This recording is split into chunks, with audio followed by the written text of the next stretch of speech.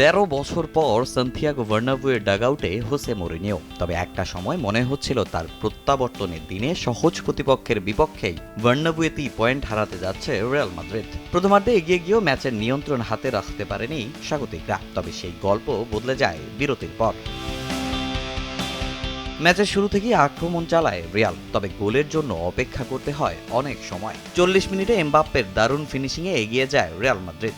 এক গোলের লিডে স্বস্তি ফিরলেও তা বেশিক্ষণ স্থায়ী হয়নি। 4 মিনিট বাদেই সমতায় রিয়াল সোসিয়েদাদ। 1-1 ড্রতেই শেষ হয় প্রথমার্ধ।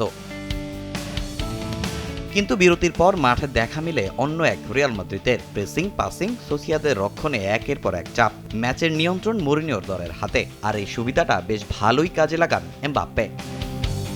রেইনবো অ্যাক্রোপ্লাস্টে অ্যাক্রিলিক এমালশন থাকায় মুছে ফেলা যায় যে কোনো দাগ সহজেই। রেইনবো পেইন্টস, কালার অফ জয়।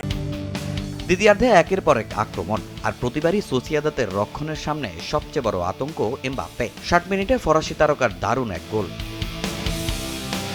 এমবাপ্পের পাশাপাশি দ্বিতীয়ার্ধে রিয়ালের আক্রমণ ভাগে ছিল দুর্দান্ত সমন্বয়। জুড বেলিংহামের মাঝমাঠ নিয়ন্ত্রণ, ভিনিসিয়াস জুনিয়রের গতি আর দ্রুত 1-2 পাসে বারবার সোসিয়েদাদের রক্ষণ ভেঙে পড়ে। 68 মিনিটে ভিনি ম্যাজিকে ব্যবধান চলে যায় 3-1-এ।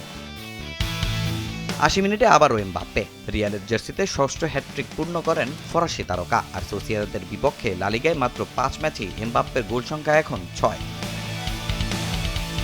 ম্যাচে 11টি অন টার্গেট শট নিয়েছে রিয়াল মাদ্রিদ। গোল না পেলেও অ্যাসিস্ট আছে জুড বেলিংহামের। বদলি হিসেবে নেমে রিয়ালের জার্সিতে চমক দেখিয়েছেন বিশ্বকাপ জয়ী কুকুরেয়া। শেষ পর্যন্ত 4-1 ব্যবধানের বিশাল জয় নিয়ে মাঠ ছাড়ে লস ব্লাঙ্কোস। স্মরণীয় করে রাখে দ্য স্পেশাল ওয়ান হোসে মরিনিওর সান্তিয়াগো বার্নাব্যুয়ের প্রত্যাবর্তন। এ বড় জয়ে পয়েন্ট টেবিলেও প্রভাব ফেলেছে।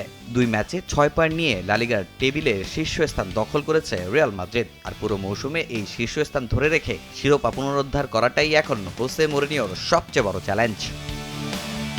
তামিম হোসেন, সময় সংবাদ।